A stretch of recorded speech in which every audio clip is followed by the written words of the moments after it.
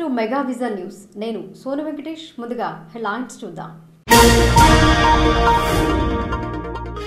ముందస్తు దిశగా మున్సిపాలిటీ పూర్తయిన బీసీ గణన 9న తుది పబ్లికేషన్ విడుదల. 2 పంచాయతీలకు జరగని ఎన్నికలు.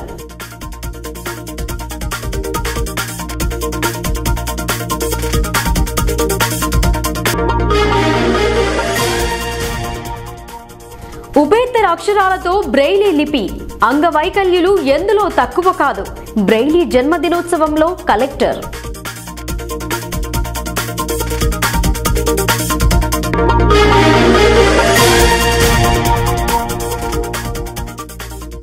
వివాహ ఇంట విషాదం. కరెంట్ షాక్ తో నివాస గృహ దగ్ధం. పెళ్లి సామాగ్రి పూర్తిగా దహనం. కట్టుబట్టలతో బయటపడ్డ కుటుంబం.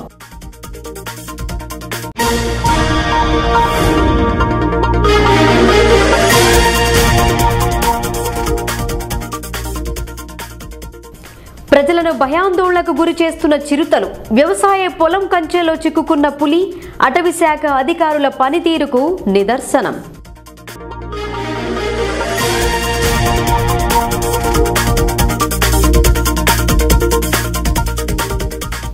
కూతకు దూరమవుతున్న రైల్వే స్టేషన్. తగ్గుతున్న రైళ్లు. పూర్వ వైభవాన్ని కోల్పోతున్న బహుధన్యపురం.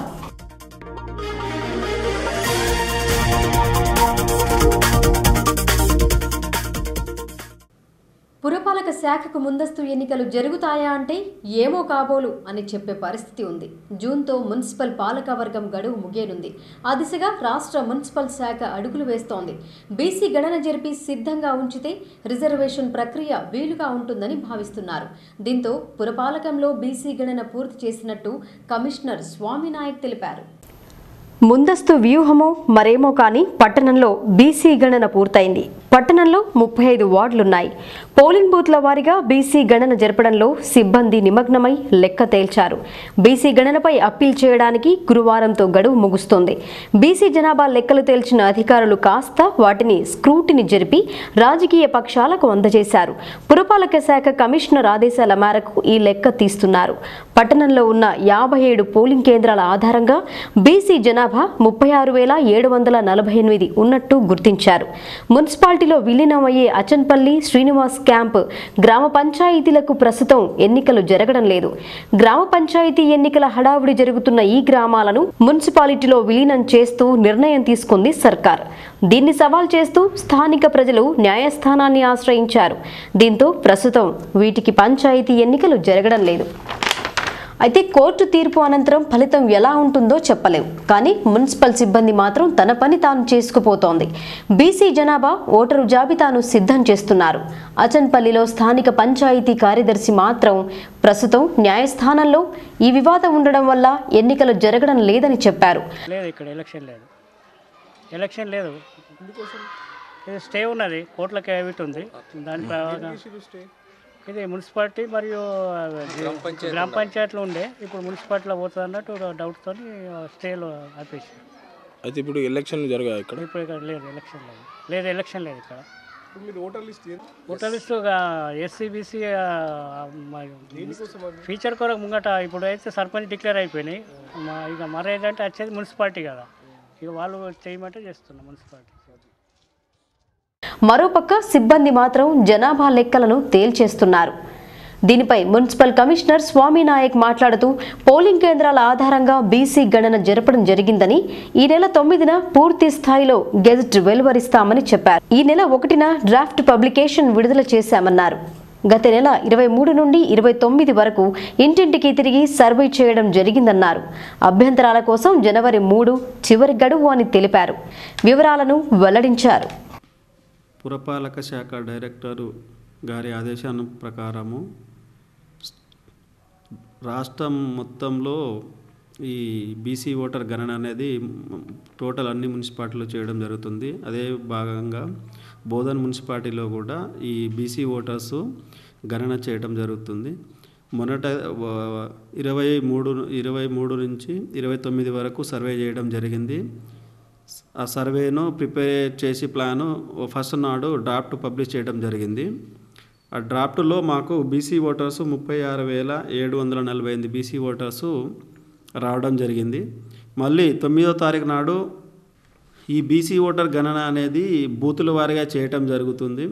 ఇది ఏదైతే ఆచన్పల్లి శ్రీనివాస్ నగర్ 2 కోర్టు కేసులో ఉంది కనుక ఆ 2 మర్జ్ అయితే వార్డు డివిజన్ చేసిన తర్వాత వార్డు వారీగా చేయడం జరుగుతుంది. ఈ ప్రజెంట్ అయితే మేము పోలింగ్ బూత్ వైజ్గా ఈ ఓటర్ గణన అనేది చేయడం జరుగుతుంది.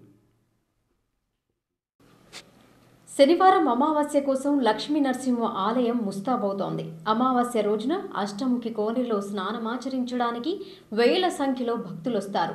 వారికి కావాల్సిన ఏర్పాట్లలో నిమగ్నమయ్యారు ఆలయ సిబ్బంది. జాన్కంపేట్ కొండపై ఉన్న అష్టముఖి కోనేరుకు ఎంతో విశిష్టత ఉంది. శివుడు, ఆంజనేయుడు, లక్ష్మీ నరసింహుడు ఆలయాలతో పాటు అష్టముఖి కోనేరు కలిగిన ఈ ప్రాంతం ఎంతో చారిత్రకమైంది. మార్గ మధ్యలోని ఆంజనేయ మరియు శివాలయాలు ఉన్నాయి. శనివారం అష్టమి అమావాస్య వచ్చిన రోజు ఆలయానికి భక్తులు పోటెత్తుతారు. శనివారం అమావాస్య రావడంతో ఆలయానికి 50,000 మంది భక్తులు పుణ్యస్నానాలు ఆచరించడానికి వస్తారని ఆశిస్తున్నారు. అందుకోసం కావాల్సిన ఏర్పాట్లలో ఆలయ కార్యనిర్వాహక కమిటీ నిమగ్నమైంది. అష్టముఖి కోనేటిలో స్నానమాచరిస్తే సర్వపాపాలు తొలగి సుఖ సంతోషాలు కలుగుతాయని చెప్పారు. భక్తులు అధిక సంఖ్యలో వచ్చి ఈ అద్భుత అవకాశాన్ని వినియోగించుకోవాలన్నారు. పుష్కరిణిని శుద్ధి చేసి శుభ్రమైన నీటితో నింపారు. లక్ష్మీ నరసింహస్వామి దేవస్థానము జానకంపేట గ్రామంలో వేంచేసి ఉన్న ఈ యొక్క ఆలయం నందు శనివారము అమావాస్య సందర్భంగా భక్తులు దేవాలయంలో కోనేరు యందు స్నానమాచరించి ఓం నమో నారాయణ అనే మంత్రం పఠిస్తూ 8 కోణాలకు 8 నవధాన్యాలు వేస్తూ కోనేరు యందు స్నానం చేసి దేవుణ్ణి ప్రదక్షించుకున్న ఎడల అష్ట సుఖాలు భోగభాగ్యాలు కలుగునని భక్తుల ప్రగాఢ నమ్మకము. ఇట్టి యొక్క ధనుర్మాసంలో వచ్చు ఈ యొక్క శనివారం అమావాస్య అత్యంత ప్రాముఖ్యత గలమైన రోజు.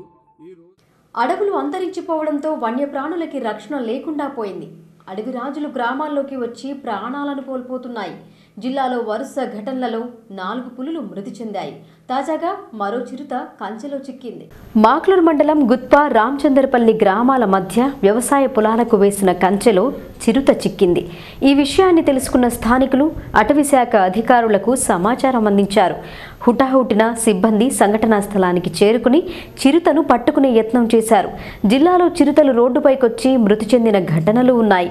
గతంలో నవిపేట్ మండల పరిధిలోని జగ్గారావు ఫారం వద్ద అబ్బాపూర్ రేంజ్ ఫారెస్ట్ నుండి రోడ్డుపైకొచ్చిన చిరుతను గుర్తు తెలియని వాహనం ఢీకొనడంతో మృతి చెందింది. అలాగే నిజామాబాద్ మండలం మల్లారంలో విద్యుత్ స్తంభంపై పడి కరెంట్ షాక్తో మరో చిరుత మృతి చెందింది. దర్పల్లి మండల పరిధిలోని సిర్నాపల్లి రైల్వే స్టేషన్ సమీపంలో రైలు ఢీకొని చిరుత మృతి చెందింది. అలాగే కామారెడ్డి జిల్లా సదాశివనగర్ వద్ద 44వ జాతీయ రహదారిపై ఓ చిరుత మృతి చెందింది. వరుస ఘటనలు అటవీ శాఖ అధికారుల పనితీరుకు నిదర్శనంగా కనిపిస్తోంది.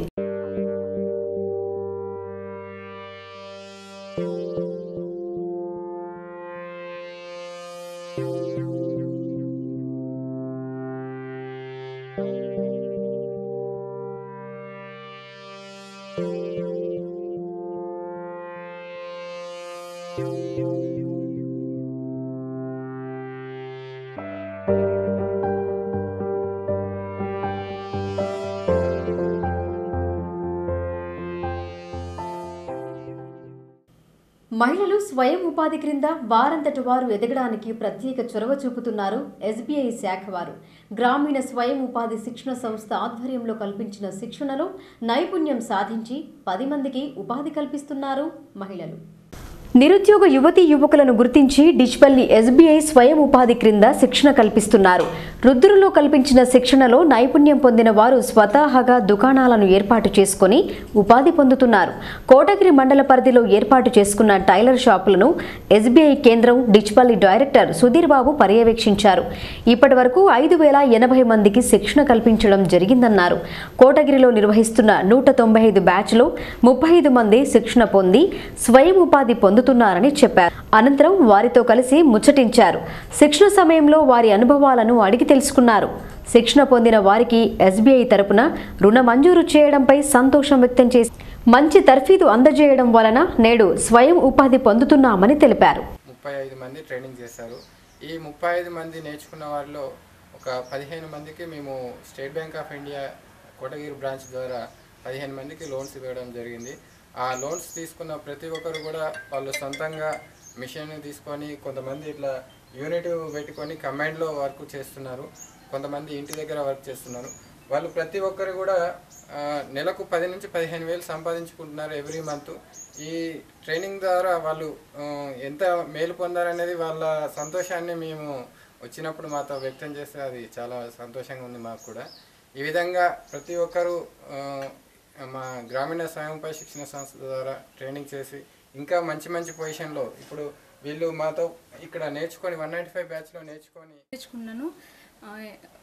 దాంట్లో మాకు చెప్పడానికి శ్రీలత మేడం చాలా బాగా చెప్పారు.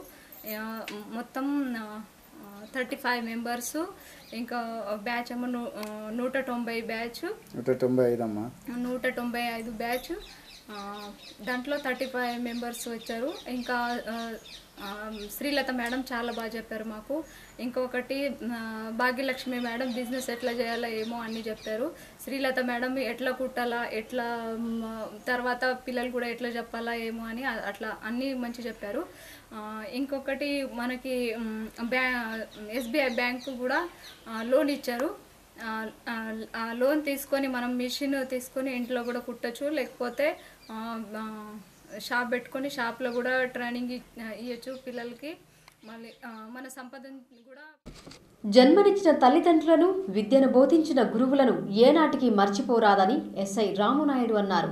మనం బ్రతికి ఉన్నంత వరకు వారి రుణం తీర్చుకోలేమని పేర్కొన్నారు. పెద్దల పట్ల వినయ విధేయతలతో మెలగాలని సూచించారు.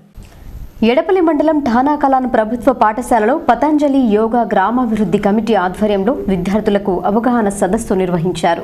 ఈ కార్యక్రమానికి ముఖ్య అతిథిగా ఎస్ఐ రామునాయుడు హాజరయ్యారు. ముఖ్యంగా 10వ తరగతి చదువుతున్న విద్యార్థులకు ఇది కీలక సమయమన్నారు. సమయాన్ని వృధా చేయకుండా పట్టుదలతో చదివి ఉన్నత స్థానానికి ఎదగాలన్నారు. చదువు పట్ల ప్రత్యేక శ్రద్ధ చూపితే వారు ఉన్నత స్థాయికి ఎదుగుతారని వివరించారు. ప్రస్తుత సమయంలో మిగతా వాటిపై దృష్టి పెట్టకుండా విద్యతో ముందుకు సాగి మంచి ఫలితాలను సాధించి అందరికీ ఆదర్శంగా నిలవాలన్నారు. ఈ కార్యక్రమంలో కమిటీ సభ్యులు, గ్రామ పెద్దలు, అధ్యాపకులు పాల్గొన్నారు. సో అది ఏదైనా కూడా మనం చేసే పనులు బట్టే మన భవిష్యత్తు ఆధారపడి ఉంటుంది. మనం మంచి కావాలనుకుంటే, మన ఆలోచనలు మంచిగా మన భవిష్యత్తు మంచిగానే ఉంటుంది. మన ఆలోచనలు చెడు వైపు వెళ్తే మన భవిష్యత్తు కూడా చెడుగానే ఉంటుంది. ఇప్పుడు మన రోజు కళ్ళబట్టుకెళ్ళాడు ఏమవుతాడు? తాగుబోతు అవుతాడు. అదే రోజు జిమ్కి వెళ్తే మంచి బాడీ బిల్డర్ అవుతాడు. అలాగే మనం మంచి జ్ఞానం కావాలనుకుంటే రోజు లైబ్రరీకి వెళ్తే మంచి జ్ఞానం అవుతాం. మనం ఏది కావాలనుకుంటామో మన పనులు ఆ దిశగానే ఉండాలి. అంతేగాని ఇప్పుడు ఏంటంటే చాలా వరకు ఈ ఫేస్బుక్లు, ఈ వాట్సాప్లు ఇవన్నీ వచ్చేసి లేదా సీరియల్స్ చూసి ఉపేత్తర అక్షరాలతో లిపి రూపొందించి చూసి చదవలేని వారు స్పర్శతో చదివే విధంగా లూయి బ్రెయిలీ లిపి రూపొందించారని జిల్లా కలెక్టర్ రామ్మోహన్ రావు అన్నారు. అతను రూపొందించిన లిపి శతాబ్దం తర్వాత గుర్తింపు లభించిందన్నారు. ప్రస్తుతం ఈ లిపితో చూసి చదవలేని అంగవైకల్యులకు ఆయన దేవుడయ్యారని ప్రశంసించారు. అందులకు ఓ లిపి కావాలి. వారు అన్ని రంగాల్లో రాణించాలని తప్పించిన వ్యక్తి లూయిస్ బ్రెయిలీ. అంగవైకల్యంతో పుట్టడం వారి నేరం కాదు. వారు అన్ని రంగాల్లో రాణించాలంటే విద్య ఎంతో అవసరమని గుర్తించి ఎంతో శ్రమించి వారి కోసం తన పేరుపై బ్రెయిల్ లిపిని రూపొందించారు. పట్టణంలో స్నేహ సొసైటీ ఆధ్వర్యంలో లూయిస్ బ్రెయిలీ జన్మదినోత్సవాన్ని జరిపారు. ఈ కార్యక్రమానికి ముఖ్య అతిథిగా జిల్లా collector Rammohan Rao, DEO Durgaprasad, ICDS PD Sravanthi, principal Jyothi, కార్యదర్శి సిద్ధయ్యలు పాల్గొన్నారు. ఆయన చిత్రపటానికి పూలమాలలు వేసి అంజలి ఘటించారు. అనంతరం విద్యార్థులు బ్రెయిలీ గురించి ఆయన రచించిన లిపిలోనే చరిత్రను చదివి వినిపించారు. బ్రెయిలీ లిపితో నేడు మారుతున్న కాలంకు అనుగుణంగా కంప్యూటర్ను సైతం అందుబాటులోకి తెచ్చారు. అంగవైకల్యం కలిగిన వారు ఏమాత్రం తక్కువ కాదని కలెక్టర్ పేర్కొన్నారు. అందరికంటే వారిలో ప్రతిభ ఎక్కువగా ఉంటుందని తెలిపారు. ఫ్రాన్స్ దేశంలో పుట్టిన ఆయన ప్రపంచంలోని అందరికీ ఉపయోగపడేలా చేశారని, లిపిని రూపొందించారని గుర్తు చేశారు. ఉపేత్తర అక్షరాలతో లిపిని రూపొందించి దృష్టిలోపమున్న వారికి ఈ లిపి ఎంతో ఉపయోగకరంగా మారిందని కలెక్టర్ ప్రశంసించారు. అనంతరం విద్యార్థుల సాంస్కృతిక ప్రదర్శనలు ఎంతో అలరించాయి.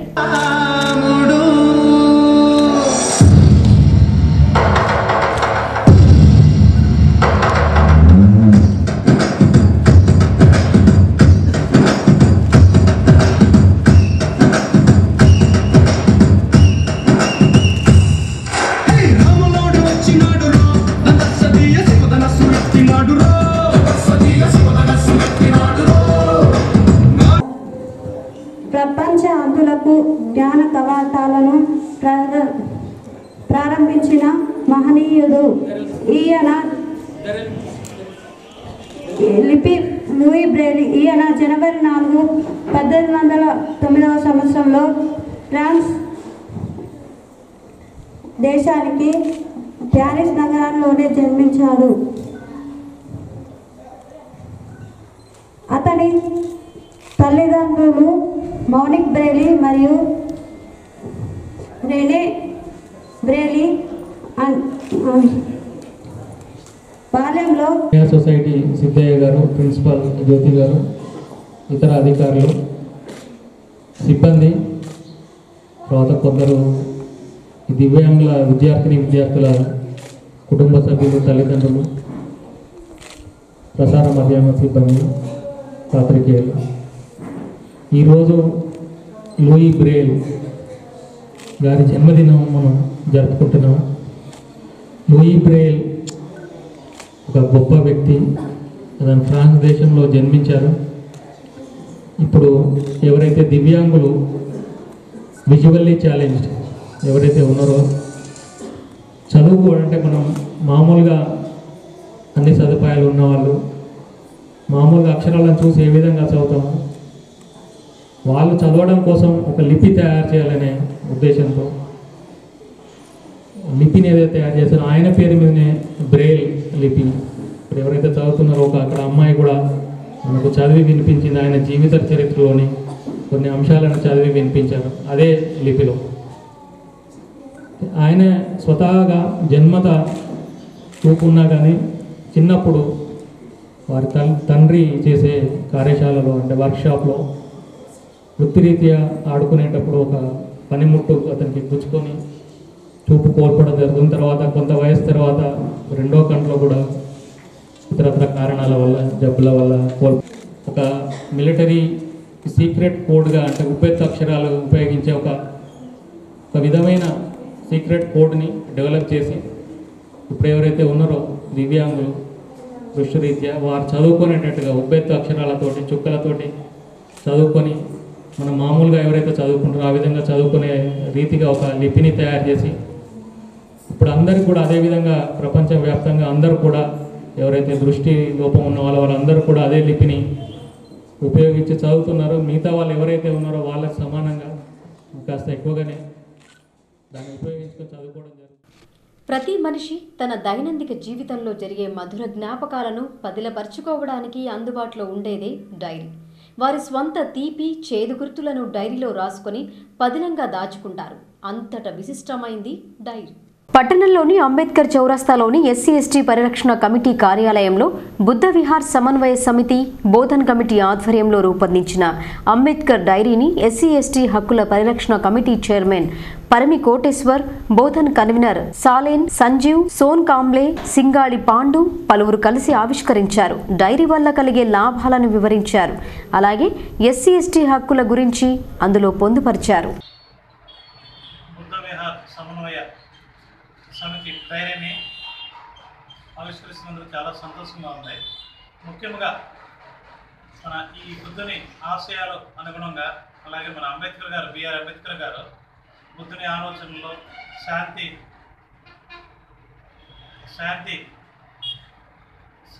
చేయడానికి అనుగుణంగా ఈ మన బుద్ధిజం తీసుకుంటాము. ఏ గొడవలు లేకుండా మత సామరస్యంగా ప్రజలందరూ కలిసిమెలిసి ఉండి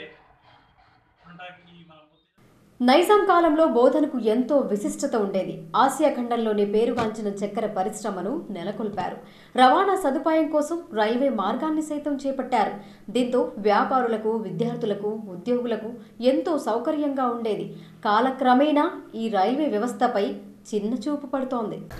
జిల్లాలో బోధనకు ఓ ప్రత్యేక స్థానం ఉంది. ఇక్కడ ఏర్పడ్డ పరిశ్రమ ఆధారంగా సౌత్ సెంట్రల్ రైల్వే ఆధ్వర్యంలో నాటి నిజాం బోధన్పై ప్రత్యేక శ్రద్ధ చూపి రైల్వే మార్గాన్ని ఏర్పాటు చేయించారు. జిల్లాలో పండించిన చెరుకు పంటను నేరుగా పరిశ్రమకు తరలించేలా శక్కర్ నగర్లో ఓ స్టేషన్ ఏర్పాటు చేశారు. రాకాసిపేటలో తుది స్టేషన్ నిర్మించారు.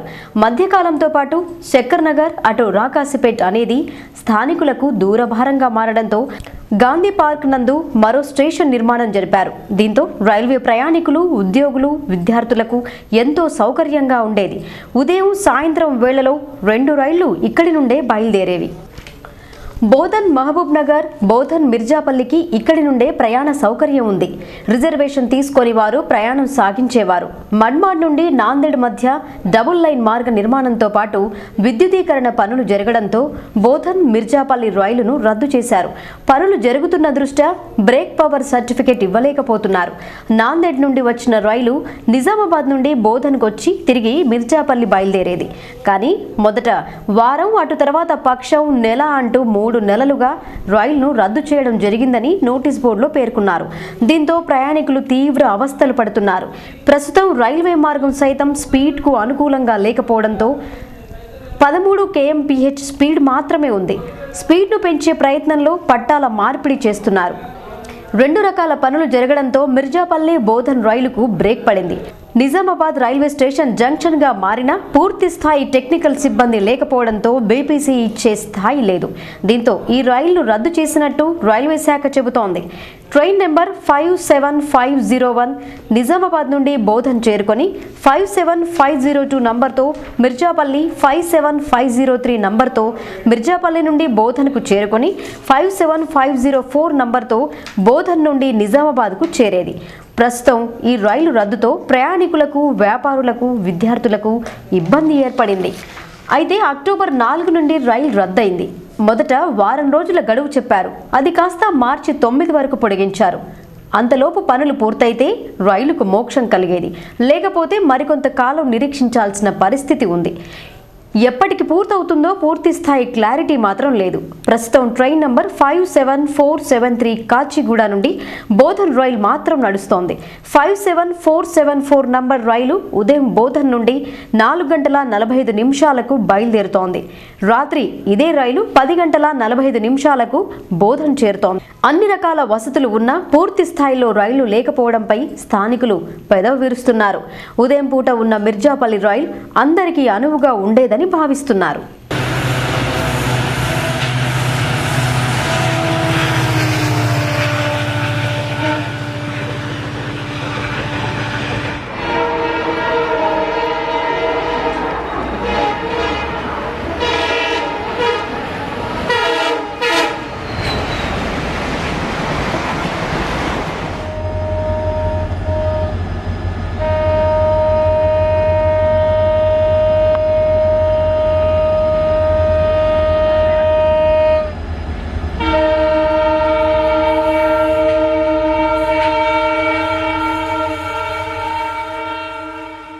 రోజు బోధన్ నుంచి మిర్జాపూర్ వెళ్ళవలసినటువంటి రైలు ఏదైతే ఉందో దాన్ని రద్దు చేయడం అనేది చాలా దురదృష్టకరం. ఎందుకంటే ఒక కాలంలో నిజాం పరిపాలించినటువంటి కాలంలో చూసినట్లయితే పట్టాలు వేసి ఇక్కడ ఉన్నటువంటి పంటల్ని పండించడం, నిజాం షుగర్ ఫ్యాక్టరీ పరిపాలించినటువంటి గత చరిత్ర ఉన్నటువంటి మన బోధన్ని ఇప్పుడు మిర్జాపల్లి బోధన్ లైన్ అనేది రద్దు చేయడం అనేది చాలా దురదృష్టకరం.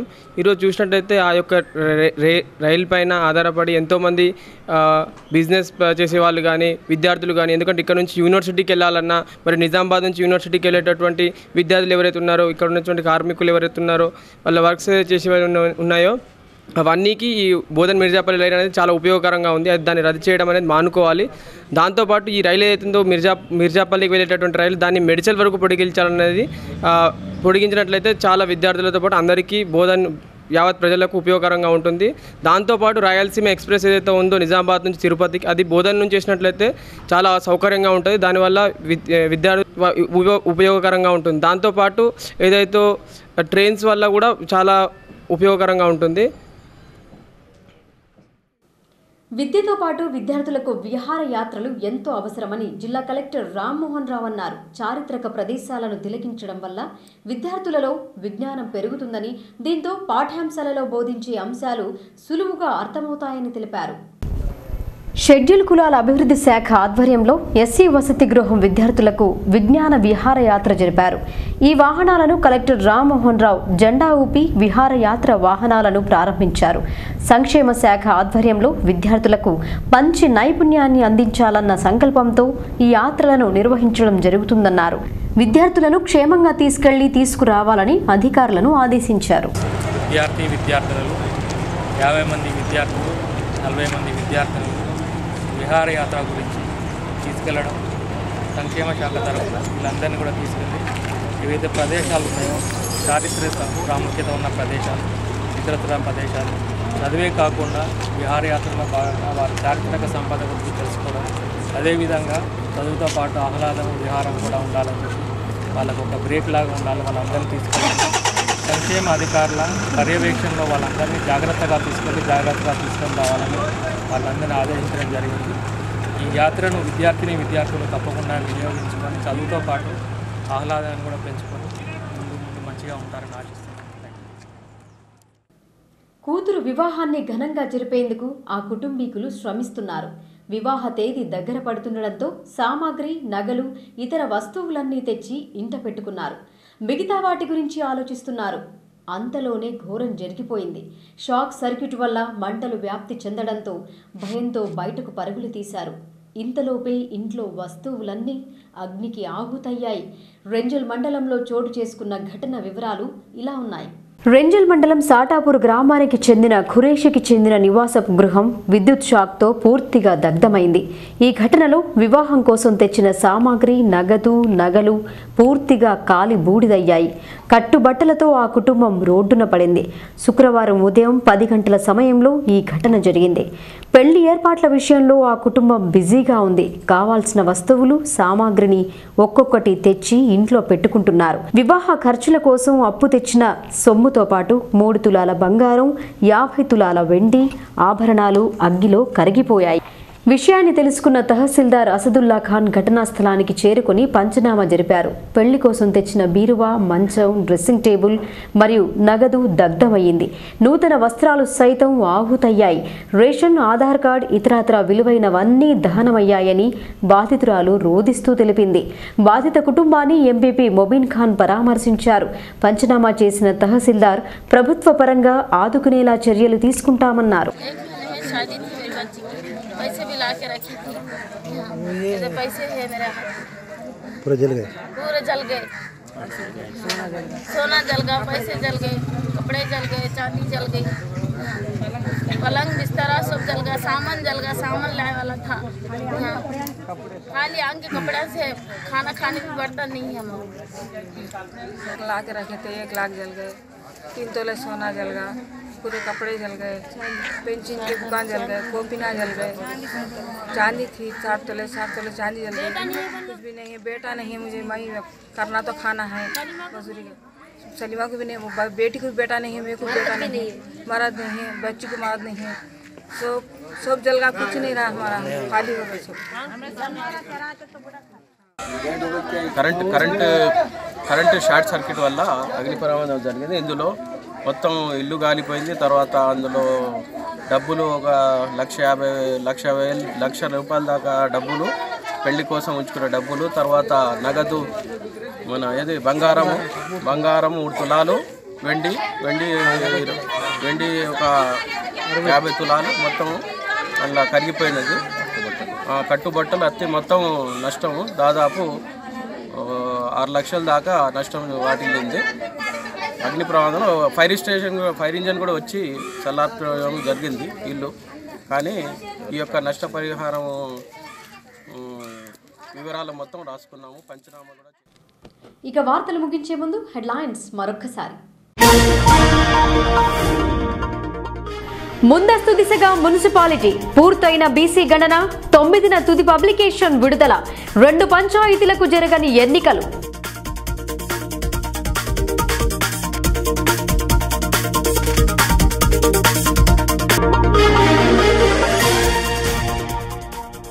ఉభేత్తర అక్షరాలతో బ్రెయిలీ లిపి.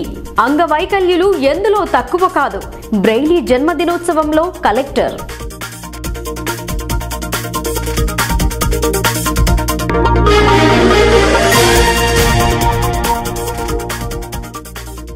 వివాహ ఇంట విషాదం. కరెంట్ షాక్తో నివాస గృహ దగ్ధం. పెళ్లి సామాగ్రి పూర్తిగా దహనం. కట్టుబట్టలతో బయటపడ్డ కుటుంబం.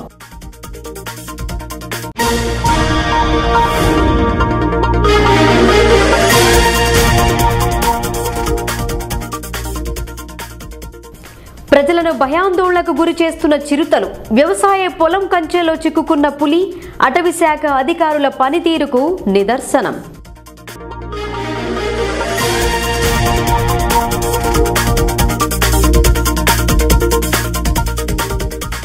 కూతకు దూరమవుతున్న రైల్వే స్టేషన్, తగ్గుతున్న రైళ్లు, పూర్వ వైభవాన్ని కోల్పోతున్న బహుధన్యపురం.